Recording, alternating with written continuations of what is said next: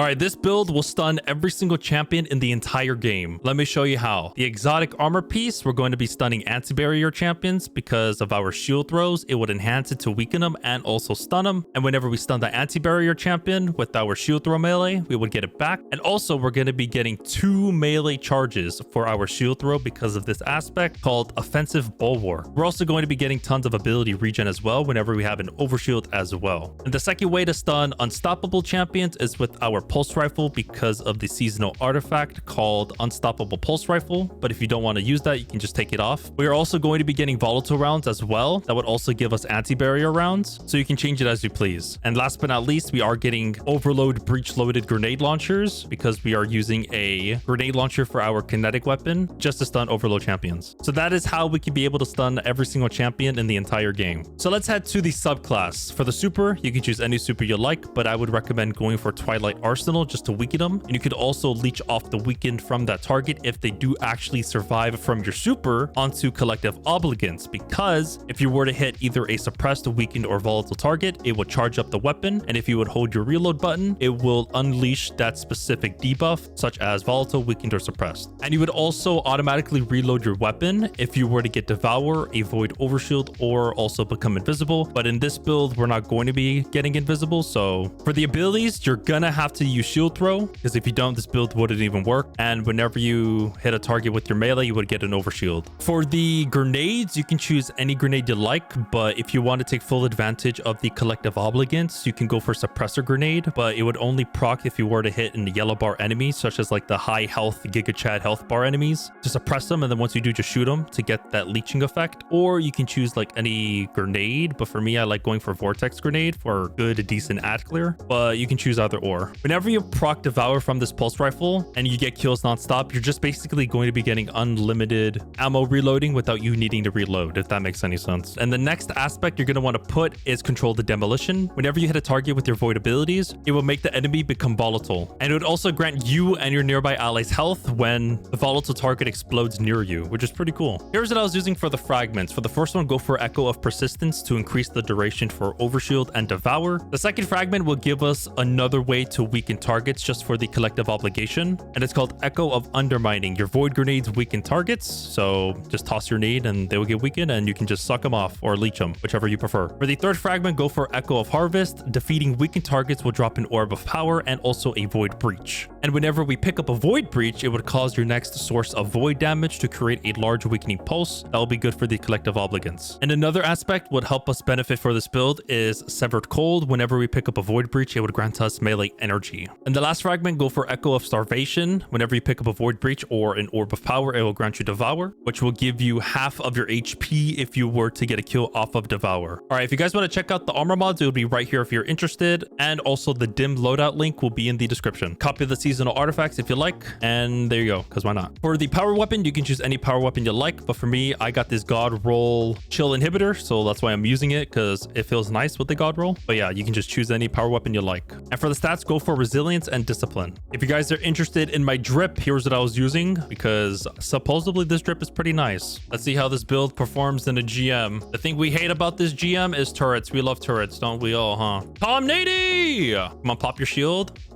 Get him. Nice. He's stunned. Spam our grenade launcher like no other.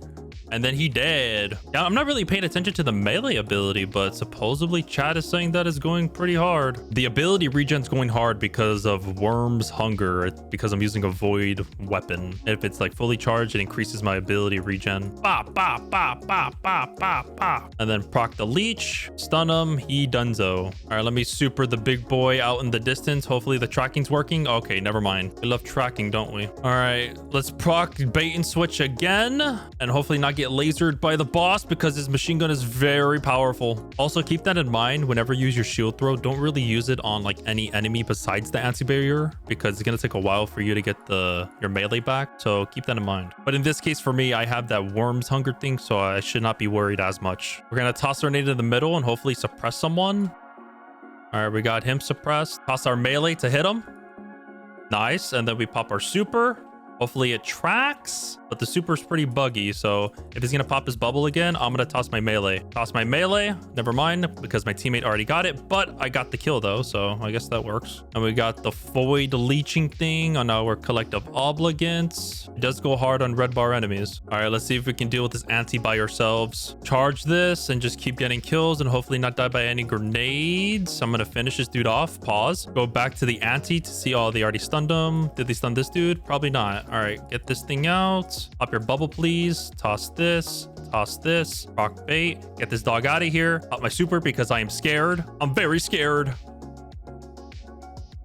I blame the dog. It's the dog's fault. You can also leech the debuffs from other guardians whenever they have like a void ability, which is pretty cool, especially with hunters. They can just cast their tether and then you can just shoot them as they are tethered and you can just get the weakening off of them. Toss the nade to suppress them.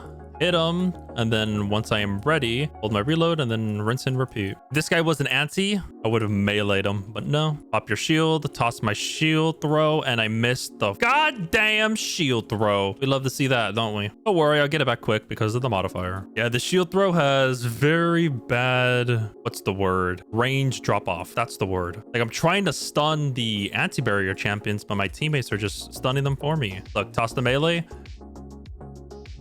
Did I get it? I did. It was just like a delayed reaction. All right, pop your shield again so I can demonstrate it, please. Thank you. Never mind. My teammate took it. But you guys get the point. You just hit them with one melee and they get stunned. Yeah, so if you're trying to stun a champion from a distance with this melee, good luck. This thing is pretty bad at range. Melee.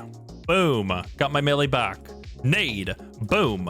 Hunter. Insta-kill him while I stun this champion. Boom. I can't see anything on my screen, but it's crazy. All right, we're at the final boss. Let's see how this build performs. I don't think there's any anti-barriers here, but I guess we'll just survive. The only one are just unstops. Oh yeah, you can also hit him with the grenade launcher to weaken him for the seasonal artifact thing, and then you can just leech it off of this pulse rifle. Ooh, wee. What you can also do is throw your shield throw at a target, because we have two, and just keep shooting him for that leeching effect. Because we have two shields, so why the hell not, you know? And then just stun the champion and then toss my nade, even though my nade didn't really shoot, and just keep doing it, rinsing and repeating. And then my timer runs out and then I have my thing back again because he was already weakened and volatile and all that stuff. And if you want to be really efficient with your leeching, pay attention to the timer. If it reaches like 2 to 1 seconds, be sure to hit an enemy. And then when the timer runs out, hit that enemy again to re-leech the thing off your weapon, you know? And then cast your super again because we've been getting a lot of supers, and then dunzo. That is a GM completion dub.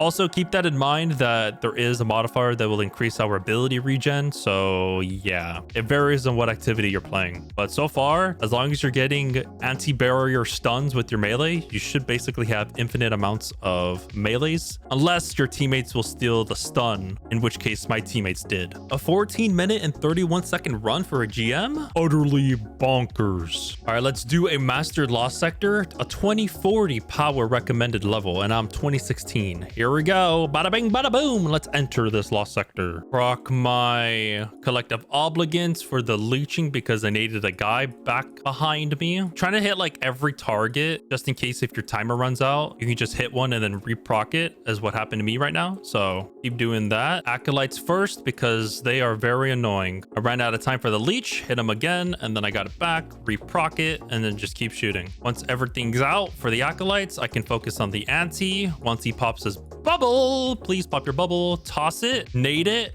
bait and switch it, and then he's dunzo. And same thing for the other dude. So I'm going to try to suppress him. Once he's suppressed, I melee and then grenade, and then same thing, rinse and repeat. A bait and switch grenade launcher goes very hard. So I have that suppressed pulse.